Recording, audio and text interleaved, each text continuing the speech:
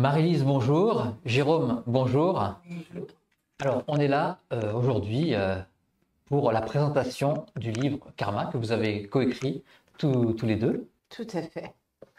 Cette couverture rose. Magnifique. L'explorer, s'en libérer et renaître. Alors, on va commencer par la première question pour commencer un petit peu cette interview. Est-ce que vous pouvez nous raconter un petit peu l'histoire de ce livre? Parce que ce que j'ai lu, ça ne s'est pas passé aussi simplement que ça devrait se passer. Oui, qu'habituellement. Alors, ce livre a 3 mains, hein, au minimum. Wow. Et donc, j'ai eu une époque où je recevais beaucoup d'enseignements par transmission.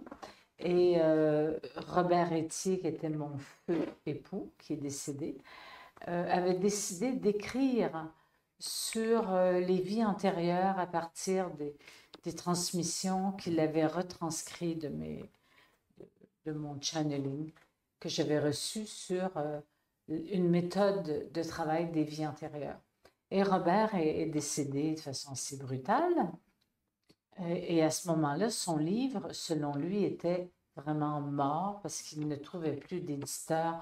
Le premier avait fait faillite, puis l'autre avait dit non.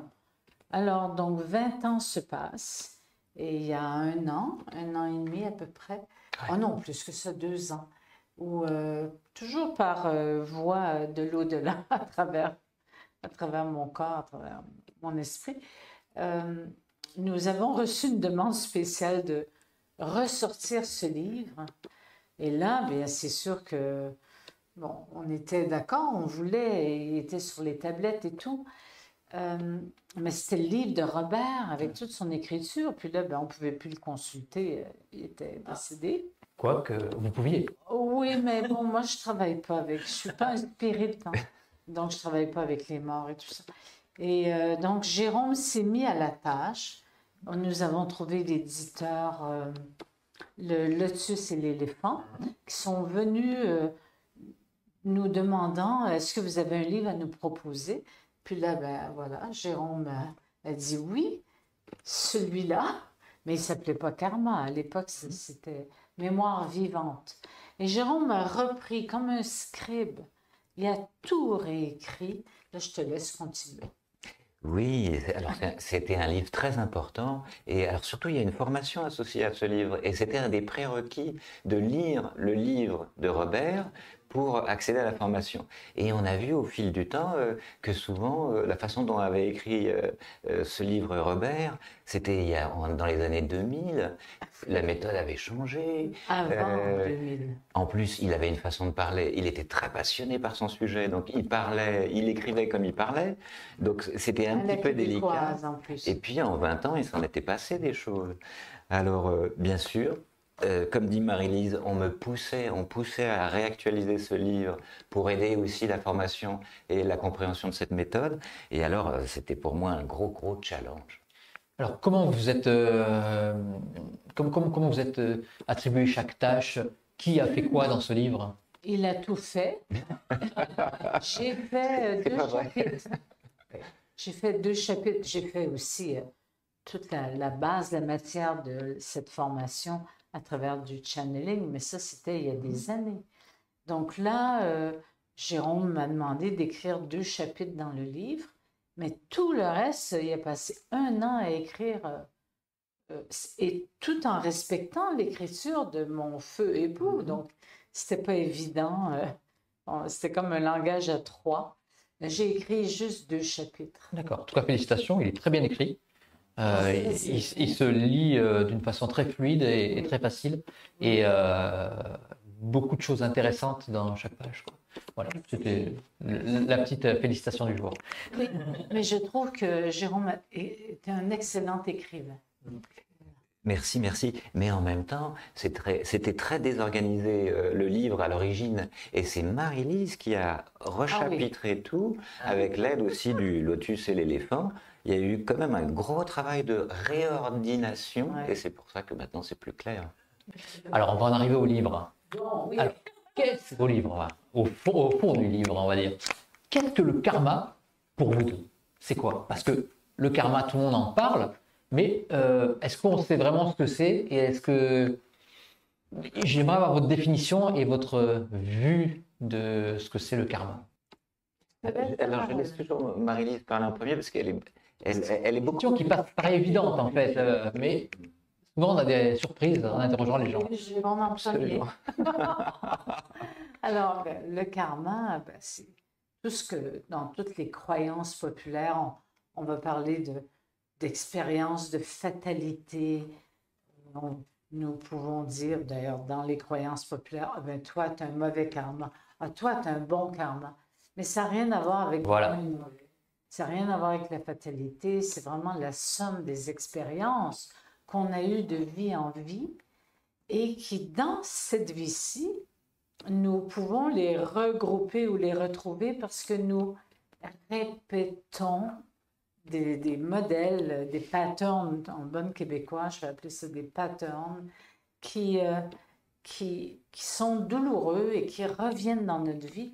Et là, on peut peut-être se dire, il y a quelque chose de karmique, en ce sens que il y a quelque chose que je n'ai pas réglé dans certaines vies et que je répète dans cette vie-ci.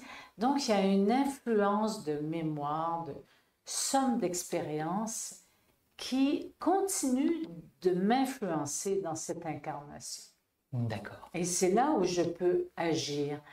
Parce qu'on dit souvent, les actes que tu poses, bien, si tu les poses avec méchanceté ou avec toutes sortes d'émotions négatives, ben, c'est une relation de cause à effet, elles vont te revenir comme un boomerang. De fait, c'est pas fou, ça fait partie de la loi de la manifestation.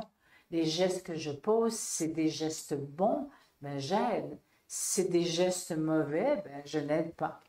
Alors, au niveau du karma, ben c'est une loi qu'on pourrait dire de cause à effet, mais sans être dans la fatalité. C'est-à-dire que je peux, dans cette vie-ci, transformer l'influence de mon karma sur moi-même et moi sur lui, entre guillemets.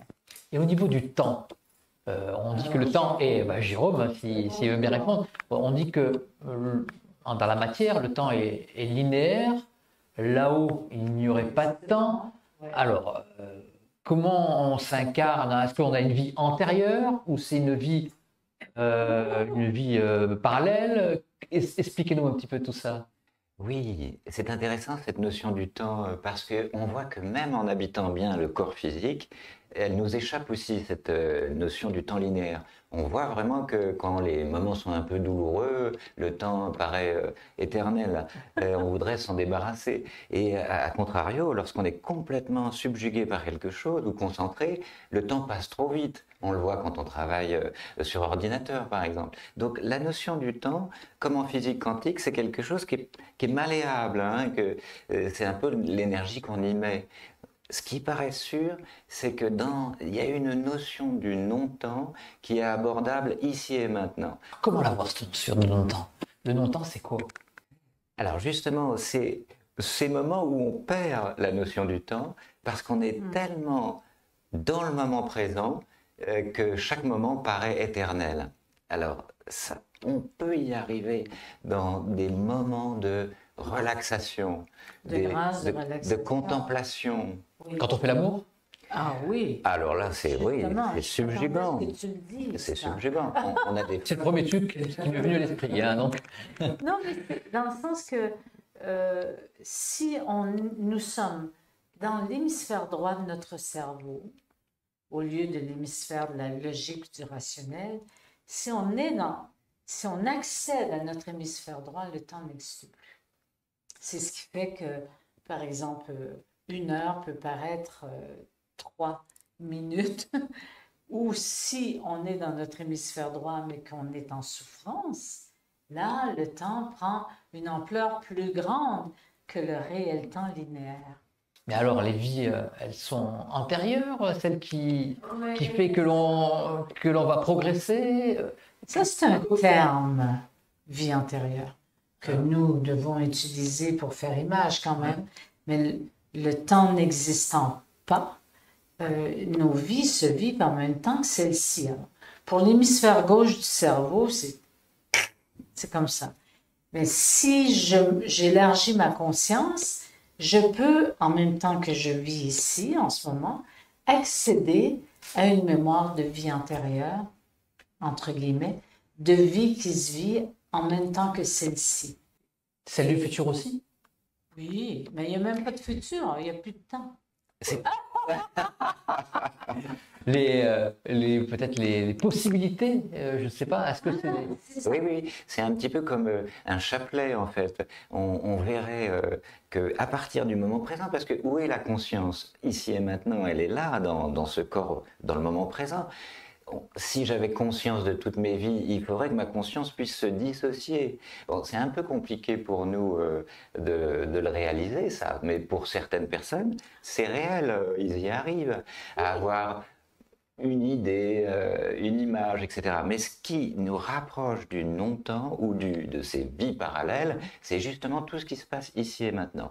Parce que si je vis un inconfort, une difficulté qui est associée à quelque chose d'une autre vie, ou que je risque de reproduire dans le futur, eh bien du coup, j'y ai accès. Pendant le moment où je le vis ici, je peux avoir une réminiscence, un flash, Voilà. une image de tiens, bizarrement, je ne sais pas ce qui se passe, mais mon inconscient m'envoie un relais entre ici et le passé ou le futur, qui existe toujours dans le même non-temps. Alors, c'est ces réminiscences, ces choses qu'on répète qui fait qu'après, on va se dire, ben, on a quelque chose à travailler là. Exactement. Surtout, c'est douloureux, hein. Parce que quand on est dans la joie, le plaisir, dans une forme d'abondance à tous les plans, on ne va pas se dire, ben là, je vais aller travailler là. Mais je vais aller travailler sur des répétitions de blessures ou pour certaines personnes, c'est quand ils rencontrent, si je suis une femme et je rencontre tel type d'homme, ben ce type d'homme me fait réagir. Et donc, il y a un lien avec peut-être des mémoires de cette vie-ci ou de d'autres vies. D'ailleurs, dans la méthode, on accède aux mémoires de cette vie et de l'autre vie aussi, si la personne accepte, bien sûr, d'y aller. Alors, cette méthode, c'est l'intégration mémorielle, c'est ça? Est-ce que vous pouvez m'en parler un petit peu? Comment ça se pratique? Qui fait quoi aussi? Vous êtes un binôme? Oui, alors. Toi qui forme des gens. Oui, oui, oui, oui. C'est une magnifique méthode. Au début, ça vient toujours des transmissions de Marie-Lise, qui avait déjà initié une école en harmonisation énergétique. Donc, c'est-à-dire, l'idée, c'était de nettoyer un peu toutes les stases, tout ce qui pouvait nous faire des difficultés dans la vie. C'est-à-dire, lorsque nous voulions exprimer quelque chose, les stases retenaient cette expression. Et donc, les gens ne pouvaient plus manifester réellement la puissance de leur âme. Malgré le fait de recevoir beaucoup de soins énergétiques, on voyait, enfin, les transmissions voyaient qu'il y avait un attachement à des mémoires. Et donc, ils ont proposé un outil complémentaire, mais qui fait toujours partie de la démarche de nettoyage, de retrouver son identité, la réelle identité de son âme. Alors, ils ont proposé ça. Et l'idée est un peu différente. C'était de partir sur un thème très précis, une difficulté réelle éprouvée dans la vie qui rend les gens malheureux. Et puis, on en a tous, hein. Et à partir de cette difficulté, de tenter d'apprivoiser l'inconscient pour que l'inconscient puisse collaborer, amener à l'avant les images types qui sont en relation avec cette difficulté, qui sont souvent associées à des parties du corps très précises, et après avoir reçu cette information, agir la guérison, mais du coup, la guérison arrivait avec la conscientisation de la personne, le fait que la personne puisse recevoir elle-même l'information, faire un lien avec les difficultés de sa vie présente, la amenait à cette responsabilité. On agissait donc la guérison sur une base beaucoup plus solide. C'est pour ça que les gens pouvaient avoir des flashs de vie intérieure en psychologie, par exemple, lorsqu'ils étaient en séance de psychologie. Tout d'un coup, quelque chose arrivait. Moi-même, j'ai éprouvé ça lorsque j'étais avec un psychologue. J'ai eu une réminiscence de vie intra-utérine. Quelque chose s'est arrivé parce que dans le dialogue, l'inconscient voulait que je prenne conscience d'une douleur qui avaient été subies pendant cette période. Alors ça a été très, très favorable pour moi, parce que c'était en lien avec le thème que je venais étudier avec ce psychologue. Alors, comment vous allez fouiller dans l'inconscient? C'est une canalisation de votre part? Non, non, non, non, non, non. Oh, C'est l'individu qui, guidé par un état de relaxation, des respirations, et tout un rituel que je peux décrire parce que je ne veux pas non plus que les gens se mettent à utiliser la méthode sans être formés, mais tout un rituel qui amène la personne à voyager dans son monde intérieur ou dans des mémoires de d'autres vies. Alors, la personne nomme une difficulté, bien sûr, on part de cette difficulté, puis on va à la rencontre des souvenirs reliés à cette difficulté. Par l'hypnose? Non, non, par un état de relaxation. État de relaxation assez simple en fait, pas du tout. Ok. Non, on n'induit pas les gens. C'est un état altéré de conscience, mais c'est pas un état hypnotique. Donc, et la personne peut retourner si son inconscient collabore, peut revenir dans soudainement la vie intra-utérine ou la mémoire de d'autres vies. Et bien évidemment, quand elle est dans une mémoire de d'autres vies, elle décrit, on pose des questions, mais en même temps, la personne qui guide est un guérisseur énergétique et il travaille sur les corps subtils de la personne qui est étendue là devant. Comme on s'assure qu'il y a une guérison possible. Parce que mes amis d'en haut disaient, ça ne sert à rien de se souvenir de mémoire et ne pas les guérir. Parce qu'à ce moment-là, le corps accumule les mémoires et les charge. Donc, le but de guérir, c'est de libérer les mémoires et les charges. Et souvent, la question qu'on me pose ou qu'on pose à Jérôme, comment je sais que j'ai guéri telle vie? Bien, regarde ton quotidien et tu as la réponse. Oui. C'est oui. vraiment concret. Hein? Ouais, et comment vous remontez petit à petit dans la vie de la personne pour essayer de trouver où c'est qu'il y a eu un problème, que ce soit dans cette vie-là ou dans une vie précédente? Remonter. Non, c'est-à-dire que on fait confiance à l'inconscient de la personne pour nous amener des souvenirs, des mémoires. Écoutez, avant même d'être médium, avant même, il y a des années, je travaillais à New York au niveau du corps. J'ai créé une méthode psychocorporelle. Et mes patients, soudainement, me révélaient des images, des mémoires qui n'étaient pas dans ce temps-ci. Et là, je me disais, waouh, qu'est-ce que je fais avec ça? Il me parlait du 18e siècle, du 16e siècle. Et j'ai décidé de ne pas juger ce qui émanait d'eux, parce que l'inconscient peut utiliser des symboles. Et donc, je les aidais à guérir la mémoire, mais j'avais pas encore, je connaissais pas du tout cette méthode-là. Mais c'était à l'époque très connu aux États-Unis, à New York, les vies antérieures. Donc, j'allais à des conférences pour observer qu'est-ce qu'on disait là-dessus. Il y avait des livres décrits. Et voilà, donc ce sont des mémoires qui proviennent aussi du corps, parce que notre corps est le siège de notre inconscient. C'est-à-dire on peut guérir des maladies physiques aussi? Il se peut. Oui, alors je reviens juste sur la précédente question pour étayer ce que vous dites, parce qu'effectivement c'est important que ça ne soit pas une méthode d'hypnose dans la mesure où le niveau de conscience est bien là et la personne est consciente de ce qu'elle vit, le processus qu'elle vit, et imaginez que quelqu'un, par exemple, prenne conscience que l'inconscient l'autorise à travers un thème à se rendre compte, par exemple, qu'elle a été ensevelie, donc c'est un des exemples du livre, sous une avalanche. Voilà, c'est arrivé au XVIe siècle, et ensevelie sous une avalanche. Et la personne prend conscience de ça, et à l'image de ça, mais elle vit ça pas comme quelque chose d'étranger, elle le vit directement dans sa chair. À la fois, elle peut éprouver un étouffement, un empêchement de respirer, et aussi une très très forte émotion, une émotion de solitude. Et aussi, elle comprendra mentalement pourquoi elle a peur d'aller à la montagne. Et c'est tout ça qui crée dans le temps, le non-temps, cette guérison, parce que là, on ne guérit pas de façon inconsciente. La personne sait et l'intervenant agit en même temps sur tout ce qui bloque sur la route. Hein, si la personne rééprouve une émotion qu'elle éprouve dans le quotidien, mais qu'elle n'arrive pas à savoir d'où ça vient, là, elle saura d'où ça vient. Et le guérisseur, avec ses mains, étudie ce phénomène, voit la cristallisation, ce qui bloque, et agit en direct pour guérir en même temps que la personne vit le processus. Vous utilisez les mains aussi? Oui. Oui, les guérisseurs formés par l'école énergétique savent agir avec leurs mains et aussi leur troisième œil sur les cristallisations dans les corps subtils. Ils vont peut-être pas nécessairement voir, mais ils vont ressentir. On utilise nos sens pour communiquer. Vous voyez quand même? Vous ressentez? Vous avez des cheveux bleus. C'est pas mon corps énergétique. Hein. Et ça vous va bien.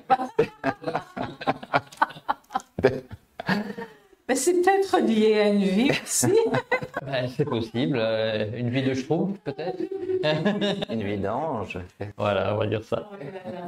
Donc, oui, le guérisseur perçoit à travers ses sens, mais ce qui est le plus étonnant et ce que j'apprécie que Jérôme a ajouté, c'est que si moi, dans mon quotidien, je sais que j'ai une émotion très lourde, et soudainement, quand je vis le processus, m'apparaît une vie du passé, et je recontacte la même émotion. Mais je suis peut-être un jeune garçon qui a perdu sa mère, ou peu importe. Je recontacte cette émotion, disons que c'est une émotion d'abandon, je la recontacte, et là, c'est incroyable la puissance de cette connexion. Et c'est là où on peut agir. Alors, il y a un truc où je me demandais s'il n'y avait pas un paradoxe. Alors, dans le livre, hein, j'ai vu que l'âme était une parcelle du divin. Mais en même temps, vous parlez aussi d'individualité de l'âme. Alors, expliquez-nous un peu, enlevez-moi ce paradoxe. Oui. Ouais. Ben, l'âme, c'est-à-dire que l'âme est étincelle. C'est-à-dire, dans l'âme, il y a une étincelle du divin. Donc, elle est reliée au divin complètement. Par contre, on va dire, l'étincelle prend le manteau âme, comme si l'âme avait un manteau. C'est-à-dire, l'âme est une identité céleste, bien sûr, qui fait que mon âme enveloppe l'étincelle du divin. Mais cette étincelle, tout le monde l'a à l'intérieur. L'âme, c'est ce qui fait que l'âme a un poids. L'âme est un manteau. Et c'est ce qui fait aussi que mon âme peut appartenir à une famille d'âmes dans l'au-delà. Et le manteau me permet en tant qu'âme de voyager, de venir m'incarner. Et quand je m'incarne, ben, je revêts aussi le manteau karmique. Et c'est là où je revêts les vies que j'ai vécues dans d'autres vies, enfin des vies que j'ai vécues, et qui portent une charge et que je vais retrouver dans cette incarnation. Quand on meurt, on enlève ce manteau? Ben, non, c'est-à-dire que le manteau ressemble à la barque dorée. Vous savez, les Égyptiens, dans les pyramides, parlent de la barque dorée qui voyage. Donc, pour voyager, pour quitter mon corps, j'ai besoin, c'est sûr, du manteau âme qui m'aide à retrouver ma famille d'âme. Tu voulais ajouter quelque chose? Oui, c'est important l'individualité de l'âme, parce que ce qu'il faut comprendre, c'est que du coup, si l'âme choisit, et elle est toujours libre, hein, d'explorer la planète Terre, elle explore une dimension très très dense, très très lourde. Donc en se revêtant de ces pullovers successifs, c'est comme si j'allais au pôle Nord. Bon, elle s'alourdit bien sûr. Et à un moment, Bon, elle vient ici pas pour souffrir, elle vient ici pour représenter la divinité sur la planète Terre, donc ça prend du temps. Elle fait des erreurs, donc c'est ça qui crée du karma. Quelquefois, elle vient pour nettoyer ses erreurs, mais pour les âmes très évoluées, ceux qui ont déjà parcouru, disons, du bon chemin ici sur la planète, qui ont réussi à maîtriser un peu leur véhicule, il se crée réellement une individualité de l'âme en ce qui concerne les expériences accumulées au fil des incarnations. Et c'est ce qui fait que certaines âmes, on dit, vous êtes une vieille âme.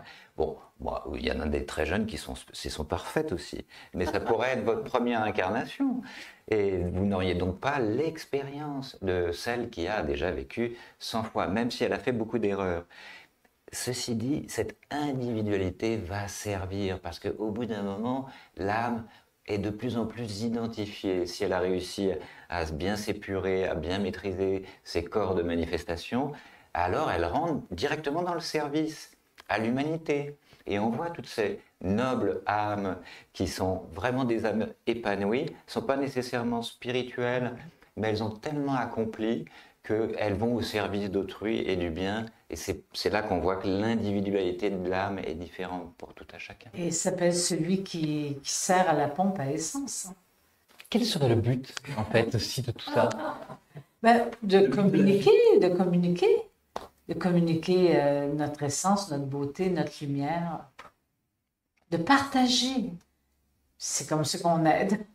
Vous parlez souvent d'amour dans le livre. Ah ben j'espère. D'amour comme ça serait presque le moteur un petit peu de tout, le moteur pas de l'univers. Il y a souvent le mot amour dans le livre. Oui, c'est le fluide. C'est le fluide dans lequel nous reposons. C'est on dit le liant, c'est ce qui lie toutes les expériences que l'on peut vivre. Alors par exemple, beaucoup de philosophes ou d'écrivains vont dire le plus important, c'est connais-toi toi-même et aime-toi, donne-toi cet amour. Alors, Ça commence par soi-même. c'est ça. Et de là, tu vas le transmettre sans même dire je veux transmettre. Ça émane. Alors cet amour, c'est quelque chose de très puissant, comme la grâce, la foi. C'est des expériences. C'est pas juste mystique, c'est très concret. On s'incarne toujours avec un but. Ah oui. On peut pas bon alors je vais être très terre à terre. Est-ce qu'on peut pas s'incarner? On se dit voilà, j'ai envie de m'amuser pendant une vie et vivre des plaisirs matériels pendant une vie. Est-ce que c'est possible si on n'a plus rien à réparer par exemple? Gagner 220 000. Je serais le premier à retourner. Hein.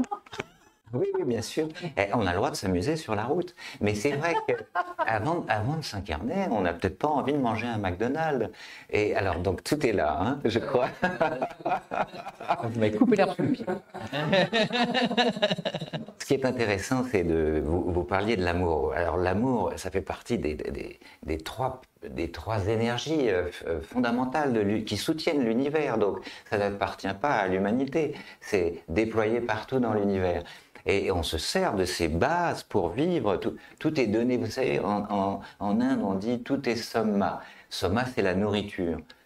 Tout est soma dans l'univers. C'est-à-dire que tout est nourriture. C'est que moi, pour exister, quelqu'un s'est sacrifié, que ce soit le soleil en donnant sa lumière, ou ma maman en me portant dans son ventre. Donc, qu'est-ce que je fais de cette nourriture? Et l'amour est toujours là.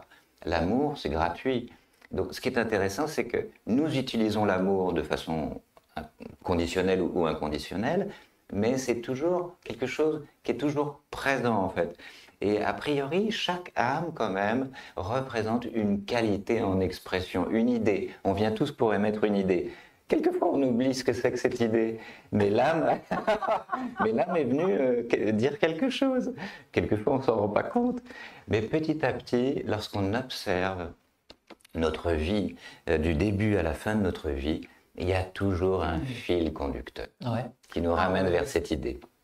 Et ça, je l'ai vu, j'ai fait beaucoup d'accompagnement aux mourants et j'ai été toujours témoin dans ceux et celles que j'ai accompagnés que l'amour, c'est vraiment l'essentiel quand on va quitter. Hein? Donc, il y en a qui n'arrivent pas à atteindre cet amour parce qu'ils n'ont pas pardonné, parce qu'ils en veulent, parce que toutes les histoires. Mais il y en a d'autres qui lâchent et ils s'élèvent dans une lumière extraordinaire. Et les autres, ils ne s'élèvent pas dans une lumière extraordinaire? C'est plus dur. C'est pour ça qu'on est là pour aider, pour faciliter. Comme aider quelqu'un à accoucher. Ouais. Ça ressemble exactement à ça. Et est-ce que même quand vous remontez dans les vies antérieures, je le mets toujours entre guillemets, hein, est-ce qu'il y a toujours aussi un fil conducteur jusqu'à notre vie actuelle? Est-ce qu'il y a une logique? Toujours. Et c'est pas une logique de l'hémisphère gauche du cerveau, hein. C'est une logique de mémoire, de ce qu'on a absorbé. Et comme le sens profond de notre vie, on le retrouve dans ces mémoires de, soi-disant, d'autres vies. C'est comme si tout se tient comme un filet d'une très grande beauté. Tout se tient. Et ça, c'est ce qui surprend beaucoup de gens. Et quand les gens reviennent de l'exploration avec l'intervenant, ils ont comme un sens d'eux-mêmes beaucoup plus vaste. C'est comme si ils saisissent au plus profond d'eux, cellulairement, que tout se tient dans leur vie. Alors ça fait du bien, hein, parce que des fois, on a l'impression qu'on est tellement séparés, comme quasi schizophrènes, enfin, dans une nature de séparation, de division, de haine.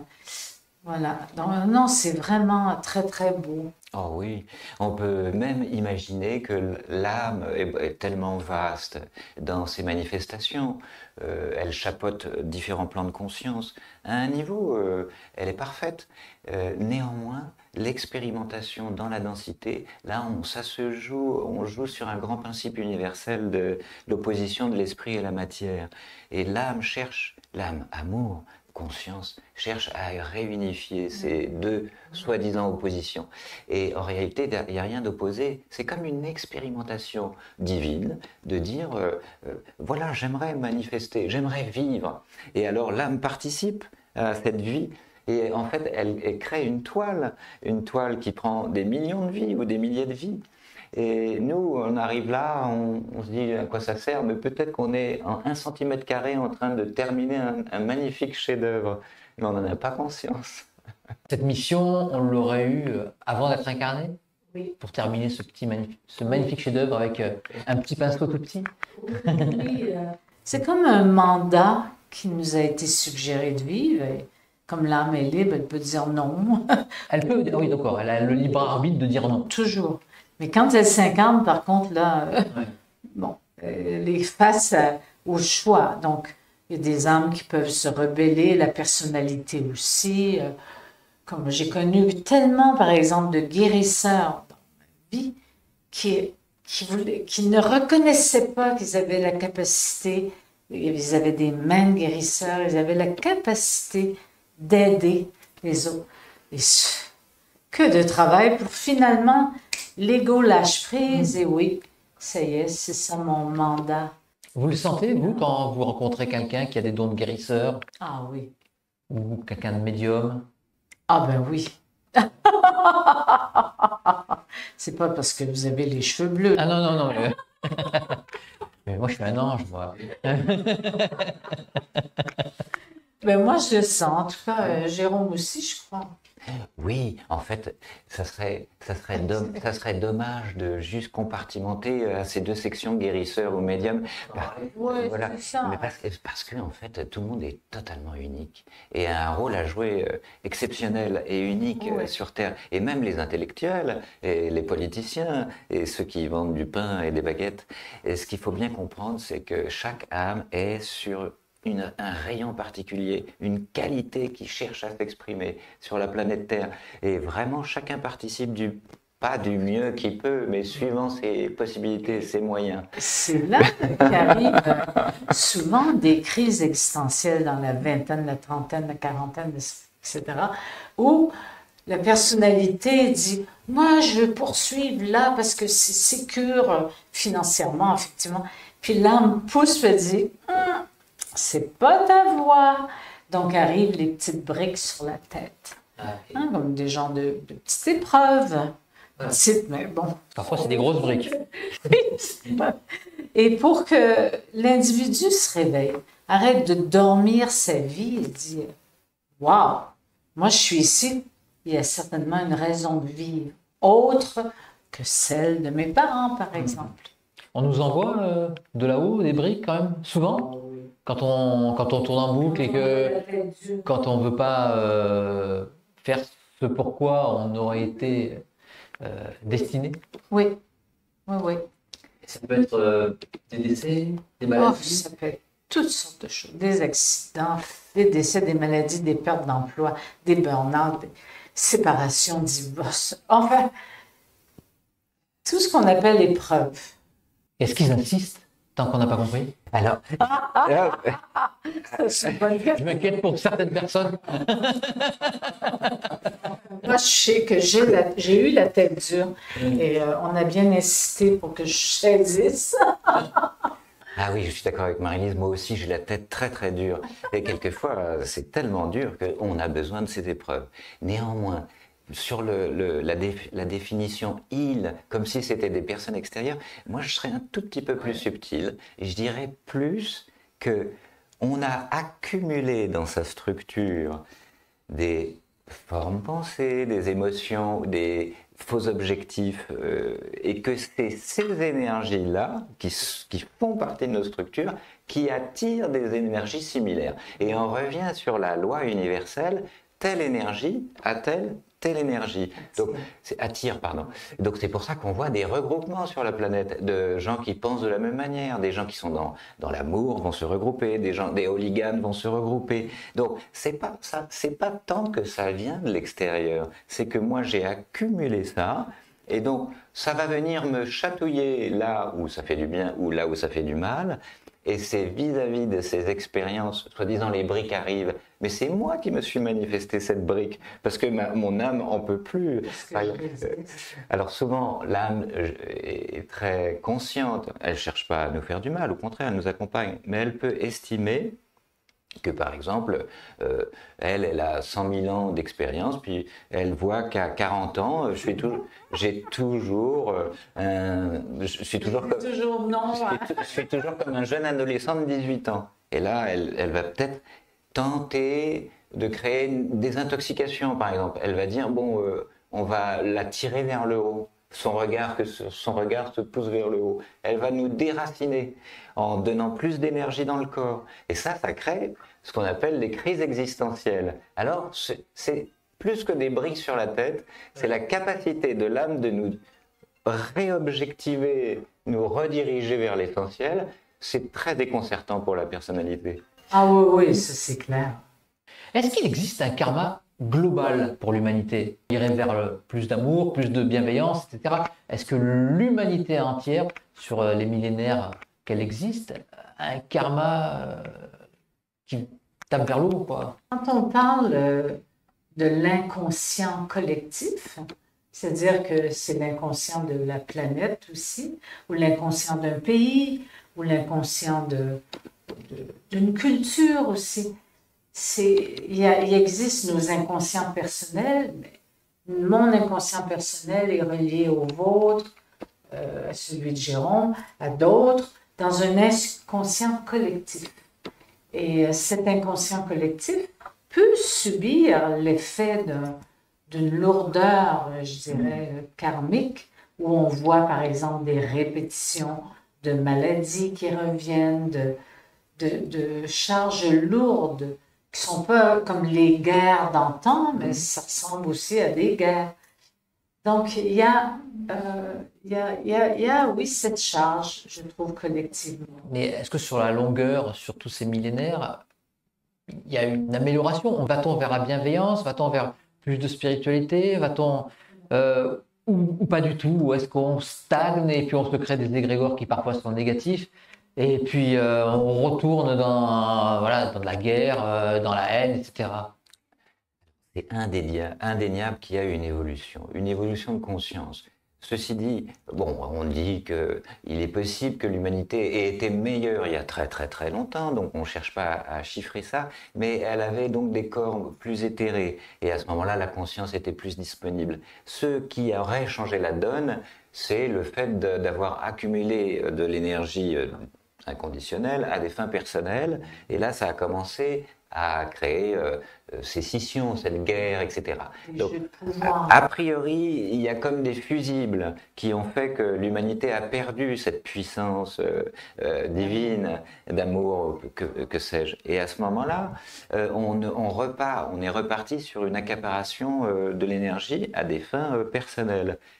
À partir de ce point-là, je trouve que l'évolution progresse, parce que on peut dire que par rapport au XVe siècle, franchement, regardons, on se fait plus égorger à chaque coin de rue pour un petit peu de pièces de monnaie. Bon, je dis pas que c'est terminé, mais l'évolution personnelle est arrivée à un niveau tel que l'individualité est devenue très forte. Et c'est ça dont l'âme a besoin.